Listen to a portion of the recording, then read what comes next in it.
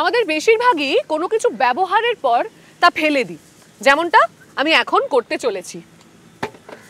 হতে পারে তা পুরনো কাপ, ব্যবহৃত ব্যাটারি বা পুরনো কাপড়। ইকো ইন্ডিয়ার আজকের পর্বে আপনাদের সকলকে স্বাগত জানাচ্ছি। আমি দেবী সাহা। আজকের পর্বে আমরা বর্জ্য ব্যবস্থাপনার উন্নতি বা কিভাবে ফেলে দেওয়া জিনিসকে আমরা পুনরায় ব্যবহার করতে পারি সেদিকে নজর রাখবো। থাকছে বিশ্বের টেক্সটাইল বর্জ্যের মাত্র 1% পুনর্ব্যবহৃত হয়, তবে এরই মধ্যে অনেক সমাধান বেরিয়েছে যা এই শিল্পকে বদলে দিতে পারে। আরও থাকছে তামিলনাড়ুতে গড়ে তোলা এক উদ্ভাবনী সেন্টারের কথা, যেখানে বর্জ্য থেকে মিলছে নতুন কিছু। শুরু করা যাক পোশাক শিল্প থেকে। পুরনো কোনো কিছুকে নতুন করে ব্যবহার করা বা আপসাইক্লিং এখন অনেক দেশেই একটি জনপ্রিয় ধারণা, তবে পোশাকের ক্ষেত্রে তা খুব শৌখিন কিছু হবে এমনটা ধারণা করা কঠিন। চলুন আমরা দেখা করব একজন ডিজাইনারের সঙ্গে, যিনি এই ধারণা বদলাতে কাজ করছেন। ফেলে দেওয়া কিছু থেকে তিনি হাল ফ্যাশনের আইটেম তৈরি করছেন, যার ফলে প্রতিদিন 9,20,00,000 টন বর্জ্যের জন্য দায়ী পোশাক শিল্পে বড়সড় পরিবর্তন আসতে পারে।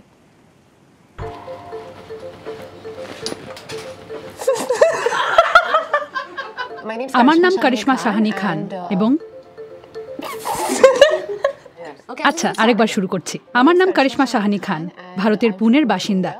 আমি কাশা সংস্থার প্রতিষ্ঠাতা। ভারতীয় কাপড় ও তাঁত নিয়ে আমরা কাজ করি। আমরা আপসাইক্লিং ও রিসাইক্লিং এর অনেক কাজ করি।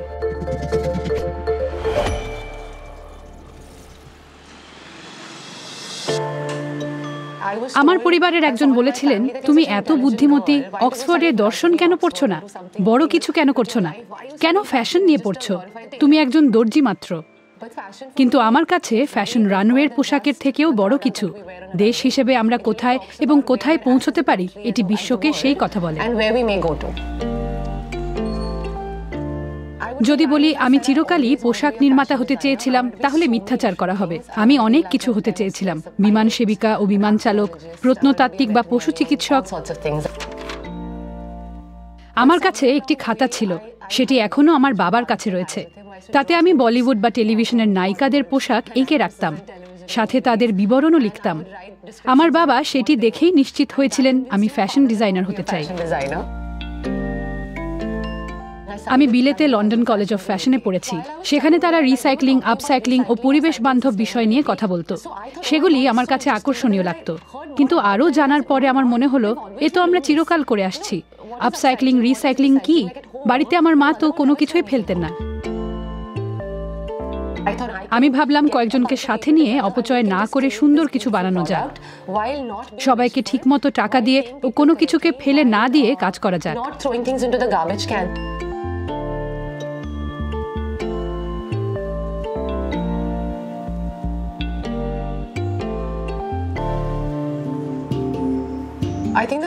ব্যবসার সবচেয়ে কঠিন কাজটি হলো তা শুরু করা, স্থির করা যে আমি এটা করব। আমি বাবার বারান্দা থেকে শুরু করি, পরে আমার মায়ের অফিসে চলে আসি।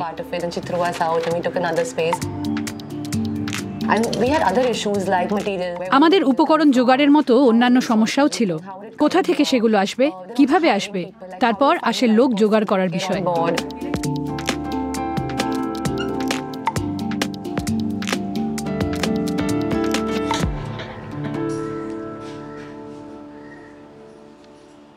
হ্যাঁ, নারী হওয়া সহজ নয়, নিঃসন্দেহে। নারী ও ফ্যাশন অঙ্গাঙ্গিভাবে যুক্ত। সবাই ধরে নেয় নারী মানেই তিনি কোথাও জামা কাপড়ের দোকান খুলবেন। সেই দৃষ্টিভঙ্গিতে ভারতের নারীরা ফ্যাশনের কাজে মানিয়ে যান। কিন্তু চারপাশে তাকালেই দেখবেন ফ্যাশনের কাজে যুক্ত বেশিরভাগ মানুষ অথবা জামা কাপড় প্রস্তুতকারকদের বেশিরভাগই পুরুষ। কখনো তাদের বিশ্বাস অর্জনে সময় লাগে, বিশেষ করে আপনি যদি 22-23 বছরের হন, যে সবেমাত্র কলেজ পাশ করে কিছু করতে চাইছে। মানুষ তাদের হাবভাবে বুঝিয়ে দেন তুমি কি করতে চাও তা আদৌ জানো কিনা, নাকি বাবার আদুরে মেয়ে হিসেবে ব্যবসার শখ হয়েছে।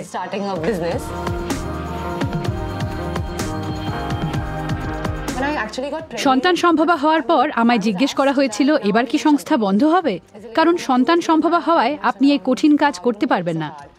সেই সময় আমি বুঝেছিলাম আমি একজন নারী। সন্তান জন্মের পর মানুষ আমার কাছে ভিন্ন কিছু আশা করবে।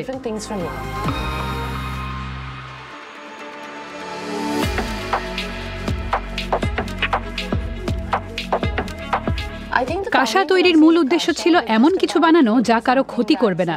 আমরা পরিবেশ বান্ধব, আমাদের জিনিস কিনুন, এ কথা আমরা বলি না।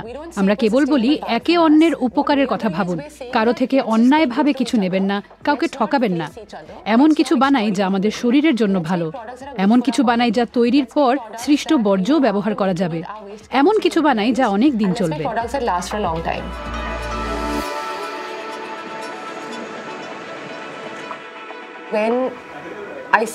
আমি যখন চারপাশের লোকজনকে সন্তানের শিক্ষার ব্যাপারে কথা বলতে শুনি, আমার আনন্দ হয়। তাদের যখন বলতে শুনি তাদের স্ত্রীরা কাজে যাচ্ছেন, আমার মনে হয় আমরা সঠিক পথে আছি। তারা বুঝতে পারেন এই সব কিছুই দরকারি ও গুরুত্বপূর্ণ।